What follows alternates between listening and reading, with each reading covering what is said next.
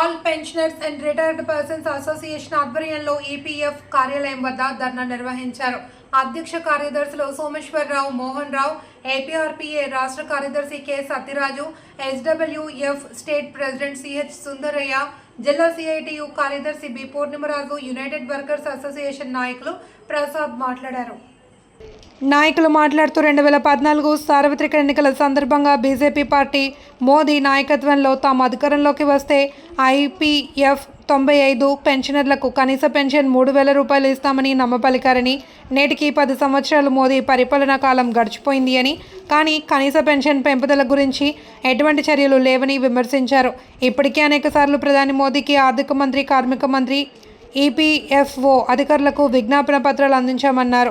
ఢిల్లీలో పార్లమెంట్ సమావేశాల సందర్భంగా ధర్నా కార్యక్రమాలు చేపడుతున్నామని, పార్లమెంటులో వామపక్షాలు, కాంగ్రెస్, డీఎంకే ఎంపీలు అనేక సందర్భాల్లో ఈపీఎఫ్ పెన్షనర్లు సమస్యలపై ప్రశ్నించడం జరిగిందన్నారు.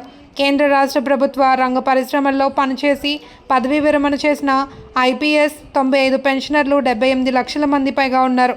వీరందరి నుండి 12% చొప్పున వసూలు చేసి కార్పస్ ఫండ్కు జమ చేయడం జరుగుతుందన్నారు. అనంతరం నాయకులు అసిస్టెంట్ ఈపీఎఫ్ కమిషనర్ రాధానాథ్ పట్నాయక్కు వినతిపత్రం అందజేశారు. అసోసియేషన్ కోశాధికారి టిఎస్ ప్రభాకర్, డి అప్పారావు, బీజీరావు, కుసుమ, కుమారి, జి సత్యనారాయణ, ఆసపు సోమశేఖర్ తదితరులు పాల్గొన్నారు. ఈరోజు ఆంధ్రప్రదేశ్లో రీజనల్ ప్రావిడెంట్ ఫండ్ కార్యాలయాల వద్ద విశాఖపట్నం, రాజమండ్రి, గుంటూరు, నెల్లూరు కేంద్రాల్లో ఈపీఎఫ్ పెన్షనర్ల సమస్యల మీద నిరసన కార్యక్రమం చేపట్టాం.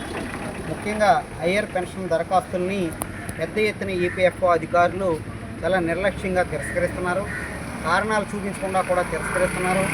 యాజమాన్యాలు వాళ్ళు ఏమాత్రం కూడా కట్టవలసిన అమౌంట్లు కట్టకపోతే ఈపీఎఫ్ఓ అధికారులు వాళ్ళని సూపర్వైజ్ చేసి వాటిని కట్టించే బాధ్యత చేయాలా, అది కూడా చేస్తలేదు. వాటన్నిటి మీద ప్రాతినిధ్యం చేయడం కోసం ఈ నిరసన కార్యక్రమం రాజమండ్రి పిఎఫ్ కార్యాలయం దగ్గర జరిగింది. కేంద్ర ప్రభుత్వం సుప్రీంకోర్టు తీర్పుకు అనుగుణంగా 1/9/2014 తర్వాత అందరికీ హయ్యర్ పెన్షన్ అమలు చేయవలసిన బాధ్యత ఉన్నది. ఏమాత్రం కూడా తగ్గించవలసినటువంటి పరిస్థితి లేదు. అట్లాగే దేశవ్యాప్తంగా 76 లక్షల మందిగా ఉన్న ఈపీఎఫ్ పెన్షనర్లకి కనీస పెన్షన్ 1,000 రూపాయలు అమలు జరుపుతున్నారు. 10 సంవత్సరాలు బట్టి 9,000 ఇవ్వాలనే డిమాండ్